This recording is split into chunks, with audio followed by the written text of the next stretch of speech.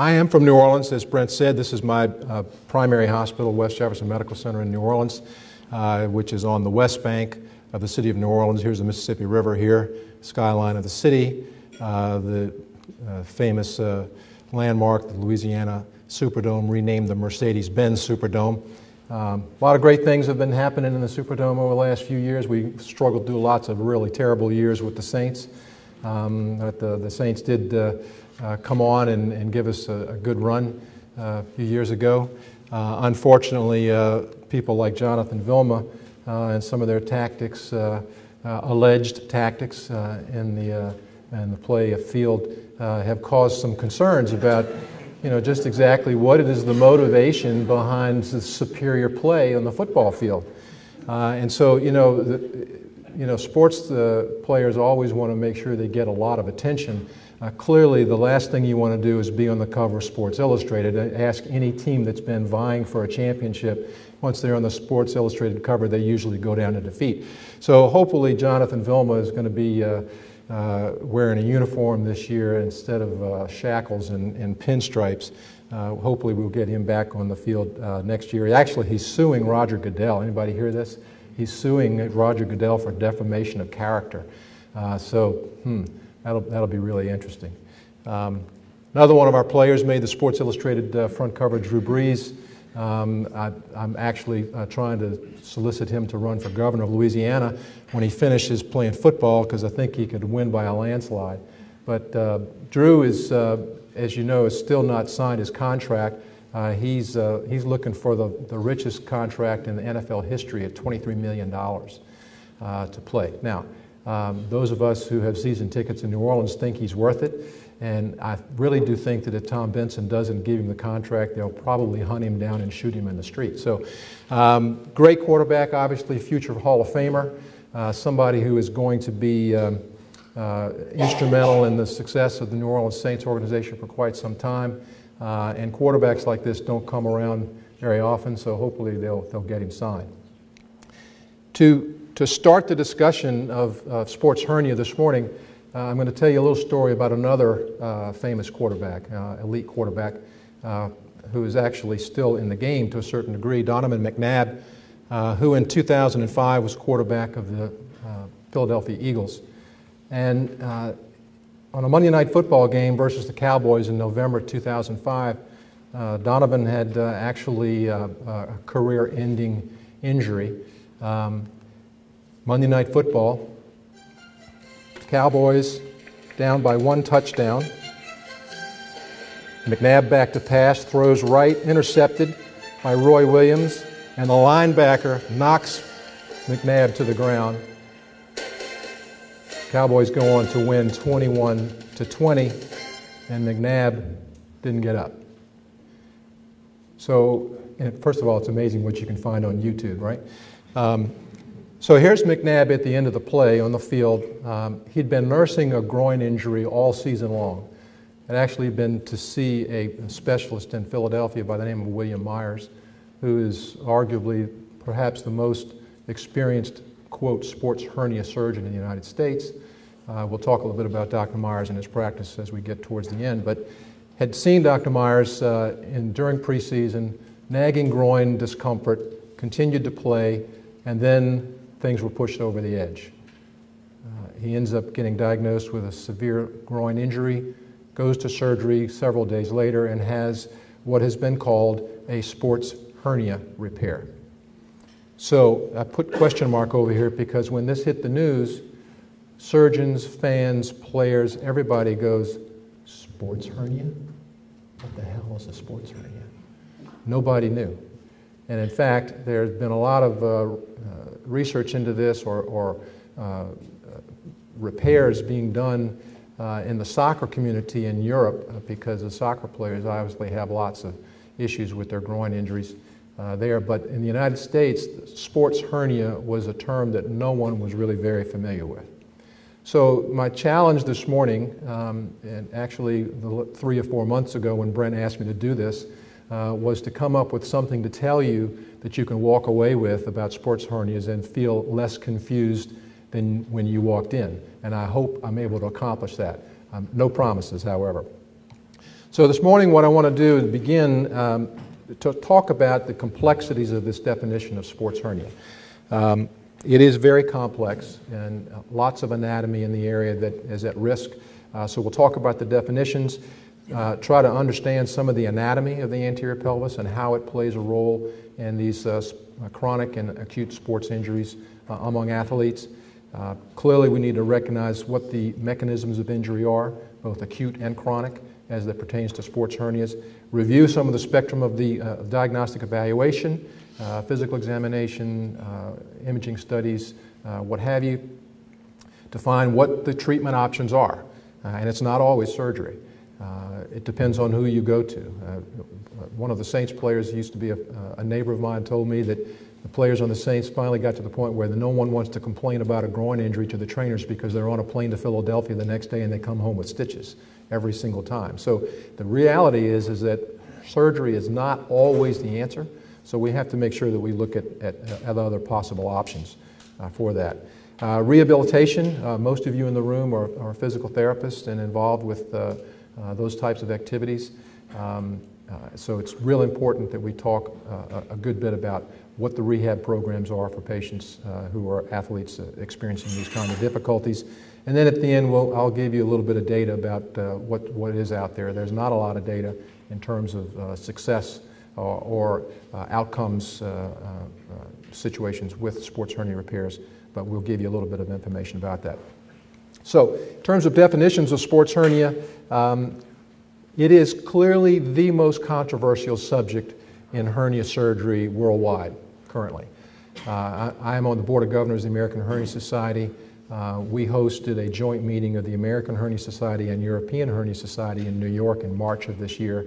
And for the last 3 years in a row, at our national and international meetings, the most hotly contested debates and the most heavily attended sessions at the Hernia Society meetings is the sessions that deal with sports hernias, because so many world experts have so many different attitudes about what this is, how to fix it, and it's all over the map. So it is a very, very controversial issue, and I will tell you that most general surgeons who do lots of inguinal hernia repairs do not know what's going on with this. I have surgeons come up to me all the time, friends of mine in New Orleans, and say, David, what is this sports hernia thing? What's the deal?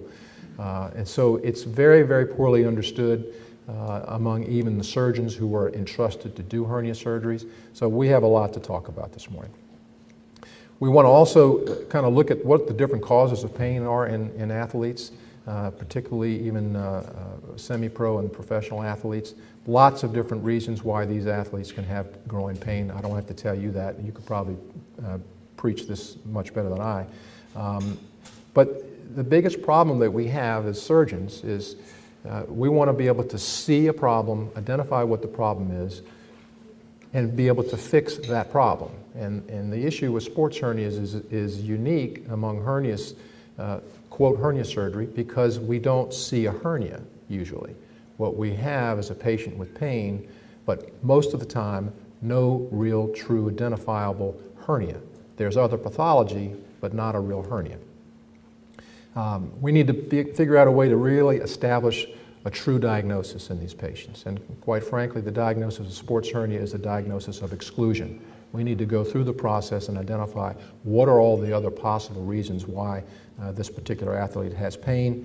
I think that, unlike appendicitis, where we can apply one operation to the same diagnosis every single time and get good results, sports hernia is not that way. Applying the same treatment option for every single patient who comes in with groin pain is probably not a very satisfying approach. I think it's probably very unrealistic in many ways as well. And finally, for those of us who are students of hernia surgery and abdominal wall issues and reconstructive efforts to do that among surgeons and other specialists, some of the so-called gurus on sports hernia around the world are very dogmatic about their attitudes. They approach this with a one-size-fits-all situation, and quite frankly, it becomes very frustrating for surgeons like myself and others who really want to learn more about this entity what truly is the issue, what are the common threads that run through the treatment paths that are effective, and what are the extraneous things that are really not making much sense. So in pursuit of a bona fide treatment plan, we've become very frustrated, and so that's part of the reason why we're having this discussion this morning. So it is not a simple definition. Sports hernia is not a hernia in the first place, and it's unfortunate the term sports hernia has been applied to this. In truth, the term athletic pubalgia would be a more appropriate term because it's more descriptive of the situation. The word hernia really doesn't even come into play in most cases because it's a misnomer and it leads people to conclusions that are not really self-evident. In fact, sports hernias, as I said before, is usually a diagnosis of exclusion, and it actually ends up being a very small percentage of all the different types of groin injuries that athletes can sustain. It's a very broad differential diagnosis. I think that part of the problem is that the findings on physical examination are very subtle. They can be very focal, but they can be very subtle, and it's difficult to mimic the mechanisms of injury to try to establish a really good diagnosis. The anatomy of the region is very complex. I tell my residents all the time, I let them watch how to do hernia surgery for the first 3 years of their residency before I let them do these operations because it's very complicated anatomy and it really should not be treated like a simple situation. Lots of causes, lots of mechanisms that go into play here, so we'll try to trudge through this as best we can. But recognize that it is frustrating. It's frustrating for the players, it's frustrating for the caregivers, it's frustrating for the team owners and management and trainers and everyone involved because it can be a very nagging problem, and it's something that clearly we need a lot more information about. So if we're going to look at anatomy, again, I just mentioned that this anatomy is perhaps some of the most complicated anatomy that general surgeons face throughout the body because what we see is complexities of multiple layers of muscles and aponeuroses coming down into focal areas of the anterior pelvis, blood vessels, nerves, different layers joining and abutting other areas. Lots of mechanical issues here going on, lots of moving parts. And interestingly, we've got really tons of abdominal wall and thigh musculature, particularly in athletes that are very heavily developed, causing lots of vector forces to be applied in the direction of the rectus and oblique muscles as well as the adductor muscles of the thigh. So all of this heavy muscle, this heavy lifting capability and movement capability in these large athletes all comes down to bear into this area of the groin where most of the symptoms do occur. Again, looking from the internal aspect, layers of muscle, aponeuroses, muscles, bone, tendon, ligaments, all kinds of issues in here that can really be multifactorial in terms of the generation of the patient's symptom complex and inability to continue to play. Again, here's a focal area of the pelvis, symphysis pubis here, and rectus muscles coming down from an internal viewpoint, adductor muscles coming off the pubic area in here, and we see lots of torque, lots of motion in here, lots of stress on this anterior part of the pelvis. It's no wonder, quite frankly, why so many athletes now are being treated for these chronic and repetitive groin injuries. So these injuries are actually becoming, or at least being recognized more commonly than they had been in the past. I think it's important to recognize that not just the most common sports of soccer and hockey and football are the areas where athletes can injure themselves. Almost any sport, be it amateur or professional, individuals are at risk for the development of a athletic pubalgia syndrome that may require further attention. So if you look at the groin injury in athletes, it's the common threads that run through this are activities on the field of play which involve repetitive twisting motions, lots of turning, soccer-style kicking obviously is a significant issue. Players who are required to do rapid acceleration and decelerations, running backs, wide receivers, people who have to, at a split second, change direction. make turns on the field that, you know, you wonder sometimes why they don't break a bone, much less tear tendons off a bone. So lots of issues and lots of risk factors involved with this. One of the most common problems that has been identified is, truthfully, insufficient conditioning in the off-season. The athletes will see the trainers and see the physical therapist when they have issues to try to obviate problems in future endeavors during field of play. A lot of times we can avoid issues with sports hernias and athletic pubalgia in cases where they have adequate training. An individual with a previous groin injury or abdominal strain is at increased risk, obviously, for athletic pubalgia. Interestingly, veteran player status. The longer the players are in the league, for some reason, we don't really know why, but a lot of times those patients have an increasing risk of sports hernia injuries as they continue to play the game, whether that's because they become more lazy in terms of their off-season development, or whether it's an age factor. No one really quite knows, but clearly veteran status does have a role. And when you look at some of the measurement techniques, you know, clearly adductor to abductor strength ratios of less than 80%. Interestingly, in one study, showed a 17-fold increase in the risk of groin injury. So the trainers and the physical therapists become extremely important, not only in identifying patients who have this problem, but trying to prevent the problem in the first place. Clearly, adductor strengthening can certainly reduce the risk of a groin injury in patients who are getting adequate conditioning. So, you know, the classic example of a groin injury is soccer players, and more groin injuries happen in soccer players than in any other sport. And part of the reason is because you can see this motion of pulling the pelvis up with the rectus abdominis muscles, pulling the thigh medially with the adductors, and what we end up with is vector forces in two different directions which are pulling the pelvis almost apart. And it's no surprise that in individuals who have an imbalance perhaps of these muscles in here or overuse one side of the equation than the other, these are the patients or the athletes who are at risk for that. So what is the pathology? If that's the common thread in terms of the physical actions that produce the problem, what really is the pathology? And I've seen surgeons get up and talk about the fact that they can see micro tears in the aponeuroses, they can see separation of fibers, they can see external oblique aponeurotic fibers separated and split in the groin, and they believe, many of these surgeons believe truly in their heart that this is the pathology.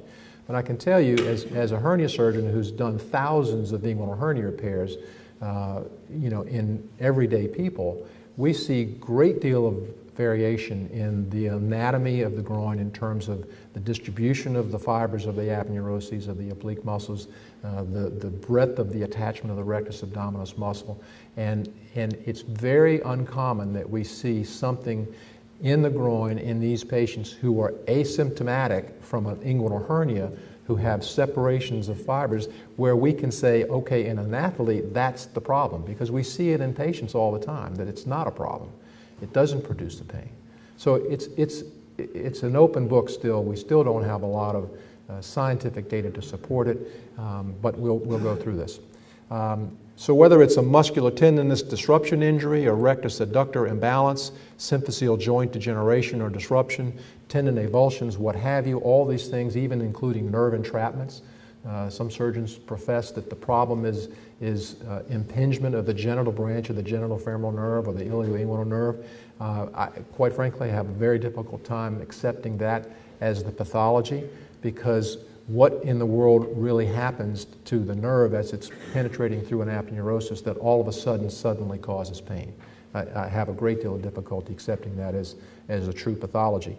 And there's lots of other things that have been proposed. So one thing I have learned in now 30 years since graduation from medical school is that when there's 15 different answers to the same question, nobody really knows the right answer. We need to keep that in mind. We don't really have all the answers to this at this point. So in terms of evaluation for athletes with groin injuries, like everything else in medicine, if you don't do an adequate history and physical examination, you're setting yourself up for disappointment. or missing the diagnosis. I think there's no question that imaging studies play a big role in this, particularly in the role of exclusion of other pathologies which can produce groin pain. But there's no question that the history and physical examination is absolutely essential, looking at mechanisms of injury, trying to rule out other causes of groin pain in these athletes, such as stress fractures and dislocations, osteitis pubis, hip disease, which would include labral tear, femoral acetabular impingement issues, osteoarthritis, other things, nerve entrapment issues, which we have already just talked about a few minutes ago. And so there's lots of different issues.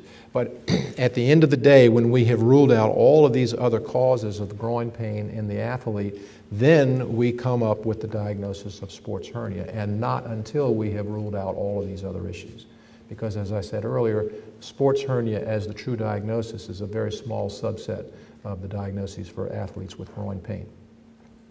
So in terms of physical examination of these athletes, clearly, these are very well-developed athletes. Lots of muscle in the abdominal wall, in the adductor compartment.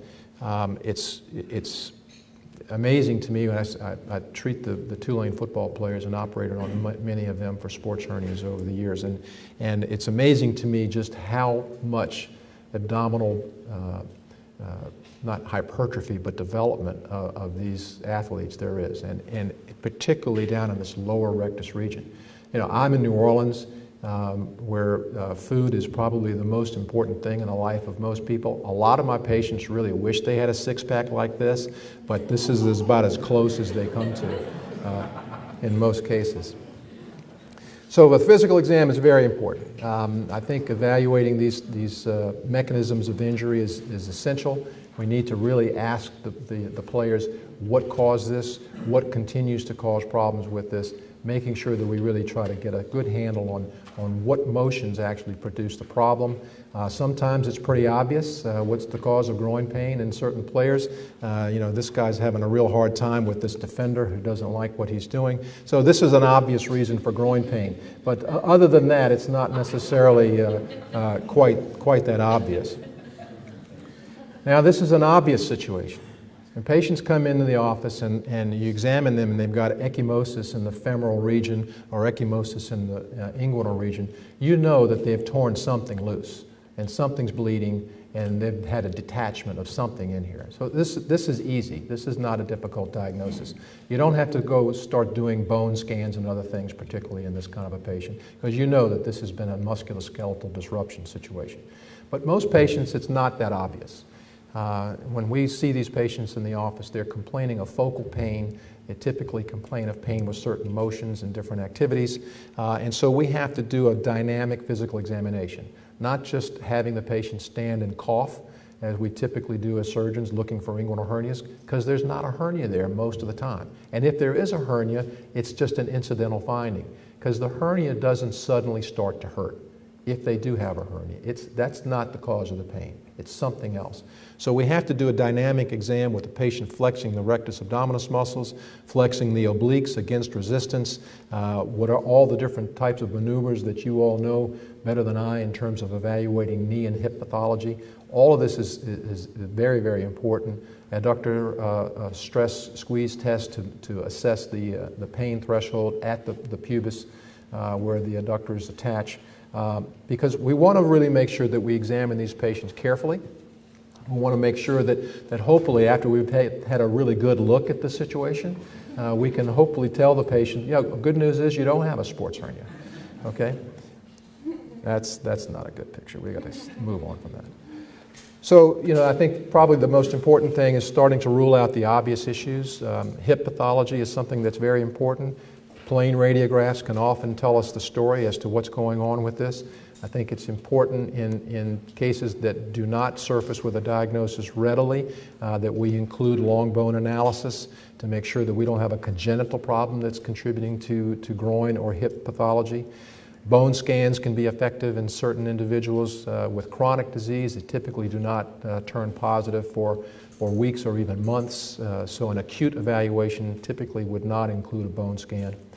Ultrasound examination has been touted by some as a very good tool. I will tell you that in my experience, the value of a diagnostic evaluation in general is dependent upon two things: the quality of the examination that is performed and the quality of the interpretation of the examination. And an ultrasound examination, to be a high-yield tool in the diagnosis of groin injury, requires a very skilled technician who understands the situation, or better, the radiologist themselves, who is trained in sports medicine, to be able to look for these problems and identify the issue, because it's very subtle. I mean, here's an issue that is called a sports hernia on ultrasound, and here's a normal patient. And to tell you the truth, I can't really tell you what the big difference is. So these ultrasound studies have been shown by some to be of value. Quite frankly, I think that they're of very little value. Finding issues like osteitis pubis helps us to eliminate other issues, and most of these patients clearly will not end up with a sports hernia operation when this is what they actually have. Probably the best test that we have to date, other than physical examination and history, is the MRI, which is no surprise to any of you. What we're looking for is this area where the rectus inserts into the pubis and the adductor attachments on the anterior surface of the symphysis pubis. This is where the money is. And this is what we want to be able to see, not only in sagittal views with MRIs. Normal patient here, and this individual patient has a tear of the rectus insertion, and so it's important to be able to get both sagittal as well as anterior views. Here's an individual with edema of the parasymphyseal region of the pubis, symphysis pubis here, some bone marrow edema perhaps, and obviously some pathology in that region. Looking at it even in terms of coronal sections and bread slice sections, as my residents always call them, we can see patients who have thickening of the insertion of the rectus abdominis muscle on one side as opposed to the other, and marrow edema and other abnormalities that show up on the MRI, which we do not see in any of these other types of modalities. In addition, chronic adductor strain and tendinopathy can be identified by the MRI, leading us to an appropriate diagnosis rather than just grabbing a sports hernia out of the air and telling the individual that's what they have. So, sports hernia, what do we do about it? Where do we move on from here? I don't believe that you, at this point in the discussion, you have a great deal of security in knowing exactly how to deal with these patients, as we do not as well. But it's very important, I think, to ensure that we take this as a team approach. It's not just one person involved who's going to be the one making these diagnoses.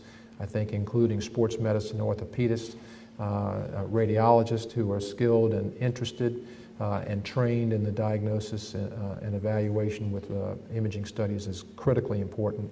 Clearly, physical therapy and athletic trainers are vital to the initiation of investigation, as well as, in many cases, the therapy that is preferred over a surgical approach. And ultimately, you know, the patients who have all these other diagnoses excluded, then is the time to bring the patient to the attention of a hernia surgeon. And as I said before, general surgeons, the most common operation that general surgeons do is an inguinal hernia repair. That's a fact in broad terms. However, there are not a lot of general surgeons who are comfortable with this diagnosis, who know how to approach it, and who even want to be involved, quite frankly. A lot of the general surgeons in New Orleans, when they see patients like this, and they send them back to the orthopedist or send them back to the physical therapist who sent them to them, they'll call me and say, "Dave, can you see this guy, because I don't really know what to do with this." And so it's important to identify team members who are prepared to help you with these patients. Because at the end of the day, it's not a hernia repair. It is a groin stabilization operation. If the patient's going to end up in the operating room, this is not a hernia repair. You may find a hernia simultaneously, which is just a coincidental finding, I believe, in most cases. But it's not a hernia repair. This is an abdominal wall reconstructive procedure. And that is the common thread that runs through all of the different types of operations that we have seen. So again, looking at this complex anatomy in here, what we're trying to identify is where in this box in here, or where in this oval, is the problem. Do we see issues? Do we see tears? Do we see separations? Do we see a hernia? Does our MRI tell us that the problem is here, or here, or here, or here? What's the problem? And applying, again, one operation to all of these seems simplistic, but if you have an operation that has the opportunity to address all of these things in a blanket type of approach, then perhaps you may well be onto something. Again, complex anatomy in here. We had a surgeon that came to the American Hernia Society meeting 2 years ago, and during the sports hernia discussion, stood up and said that the problem is overtension of the inguinal ligament, and his treatment is to go in laparoscopically and cut the inguinal ligament completely in half. That's not the answer. I can tell you that is not the answer. But this is a surgeon in Europe treating professional athletes by cutting their inguinal ligament completely in half, and claims that he gets good results. Hasn't published his results, but just says he gets good results. Adductor release or adductor tenotomy is another procedure that has been included as a standalone part of a surgical procedure or in conjunction with a, quote, sports hernia repair. It's still very unclear to most of us as to how to identify the individual patients who would benefit from a partial release of the adductor. And how to decide intraoperatively or preoperatively which patients would benefit from an adductor release. In my experience, I have had only one patient who we believed required an adductor release, and fortunately we applied that at the time of the sports hernia repair, and he's done very well. But in most cases, in my experience, the adductor release is a very uncommon component of the surgical approach to this. More commonly, surgeons worldwide tend more often than not to use a simple suturing technique because they believe that the problem is separation of aponeurotic fibers and layers of the abdominal wall in the groin region. Therefore, repairing these areas with sutures is their approach. Interestingly, Dr. Myers in Philadelphia reportedly does not use mesh, but simply uses a suturing technique, reattachments of the muscles into the periosteal tissues. But again, we don't have much details on what his technique is because he doesn't, for some reason, like to share that with us. But a lot of surgeons will simply use a suturing technique in the floor of the inguinal canal and look for other pathology. If they find something, they deal with it with sutures alone. Surgeons who find this type of disruption in the floor of the inguinal canal consider this to be pathology which is responsible for the pain in an athletic individual that comes on in an acute setting. My attitude about this is that I see this all the time in the operating room for individuals with hernias, real hernias, and this is completely asymptomatic. They don't even know they have it. So saying that this is the pathology in an athlete that, if corrected, will solve the problem, to me is a little bit unsatisfying because I see this kind of problem all the time, and it's really more of a congenital situation than it is an acquired situation. Nevertheless, surgeons like to use sutures to repair these types of things, multiple sutures in this particular illustration. In Europe, although the surgeons there have been very advanced in adopting lighter weight materials and absorbable sutures, interestingly, a lot of the sports hernia surgeons over there tend to use materials that we actually consider to be somewhat outdated in terms of the materials themselves, in terms of sutures and mesh.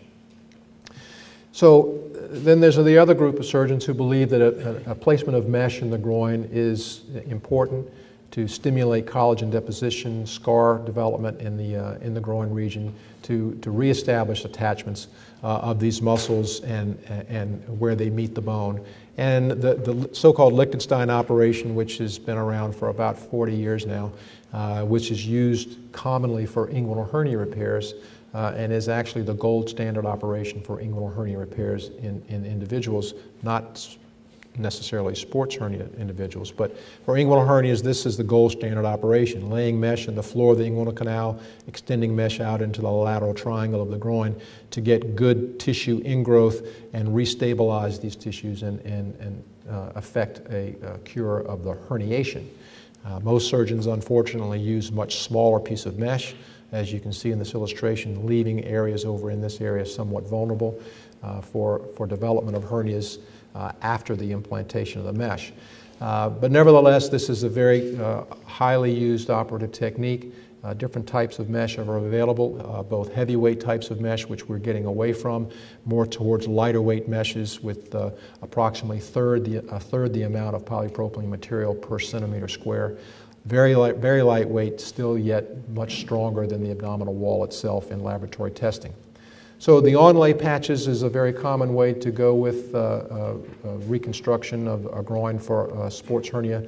A laparoscopic repair is another very popularized technique where we use lightweight mesh materials to go into the preperitoneal space on the back side of the muscles on the inner surface of the skeletal structures to place mesh broadly over this entire aponeurotic window, laying mesh over all of this tissue to affect tissue ingrowth and restabilization of these tissues. The laparoscopic repair has become very popular in the United States for inguinal hernias as well as the sports hernia technique. Small incisions, instruments go in through the abdominal wall. This is what it looks like in the operating room, looking down at the patient's feet. This is obviously a hernia patient who's got very large bulges in the groin area, but this is the typical arrangement of what we do intraoperatively to do a laparoscopic mesh reinforcement of the groin for a sports hernia patient. This is a brief video from a friend of mine, Kent Kircher, in Carolinas Medical Center, who is a surgeon to the stars up there in North Carolina. A lot of the Carolina Panthers have had surgery by Kent. He uses a very large piece of lightweight polypropylene mesh, marks it so that he has the proper orientation, and is able to introduce this mesh through the trocars into the preperitoneal space, which has been previously dissected. And so if we keep in mind this anatomy here as what we're trying to overlap with this mesh, you can begin to see even through the mesh some of the structures, the rectus abdominis muscle here, pubic ramus here, inguinal region in this area, floor of the inguinal canal, and staples are typically used to anchor this mesh in place, either absorbable or non-absorbable tacks or staples. So at the end of the day, we end up with an operation that looks somewhat like this, with mesh in the undersurface of the rectus abdominis insertion into the pubis. But what we do also see is that long term, these lighter weight meshes actually behave much more like fascia than they do as a prosthetic material. So we get much better flexibility, less tissue ingrowth, which enhances the deposition of collagen rather than weakens it. So at the end of the day, we have really three schools of thought. In my opinion, I think mesh is probably of value in terms of repairing these types of problems with athletes. And there's the anterior approach school of thought. There's the laparoscopic school of thought.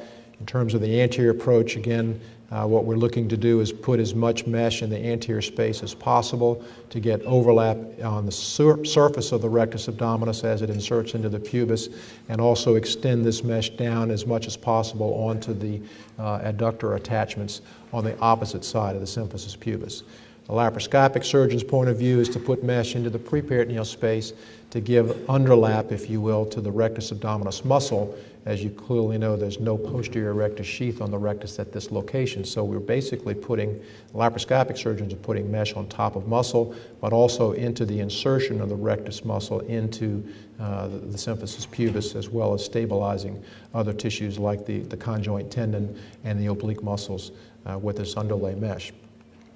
So in my view, in our practice, I think what we have come to, at least at this point, is to marry both of these types of technologies together in the single operation. I think one The anterior approach by itself may be inadequate. The laparoscopic approach may be inadequate by itself. So we actually combine both of these techniques into a simple procedure. And because we want to be able to get some mesh overlap over the rectus area in this region, and the mesh would lie in this particular location, but the laparoscopic repair mesh is going to lie in this space here and not really do anything for the adductor attachments of the pelvis. So I still lean toward using the anterior approach with a underlay mesh as much as possible. The device that we use in our sports hernia repairs is the ULTRAPRO hernia system, which is a lightweight system, gives us an opportunity to put a large piece of mesh in the anterior space overlying the rectus abdominis muscle, another piece of mesh on the undersurface, much like the laparoscopic repair surgeons would do. And at the end of the day, what we are able to achieve with this is a bilayer placement of mesh, which gives us an opportunity after we fold this mesh and introduce it into the preperitoneal space. We end up with, let me scroll past some of these operative illustrations. We end up with underlay mesh draping over the inguinal ligament, over the pubic ramus, under the symphysis pubis and pubic tubercle, and getting some tissue ingrowth into the posterior aspect of the rectus as it inserts into the pelvis. And then the onlay patch gives us overlap over the symphysis pubis, the rectus abdominis muscle, and you can't see it in this illustration too much, but you end up with some good overlap over the symphysis near the adductor compartment as well. So that's the surgery that we do in our clinic, and everybody has their different reasons for doing different operations. That's the philosophy that we have. I think perhaps as important, if not more important than the surgery itself, is the after-surgery care and the rehabilitation of these patients. Many of you may remember Jeremy Shockey, who played for the Saints during the Super Bowl run. Jeremy Shockey ended up going up to Philadelphia, like so many of the other Saints players and other pro football players, with a diagnosis of sports hernia, comes back with an operation done, as all of the Saints who have been to Philadelphia come back. They come back with a scar instead of a different diagnosis. But Jeremy Shockey was put back on the field 3 weeks after his operation, which is too soon. And in the first quarter of the first game, Shockey re-injured himself and lengthened his recovery significantly. So it's very important that we allow these players time to heal. We can't accelerate the healing process more than it is able. So it's important that we give them time and a proper program.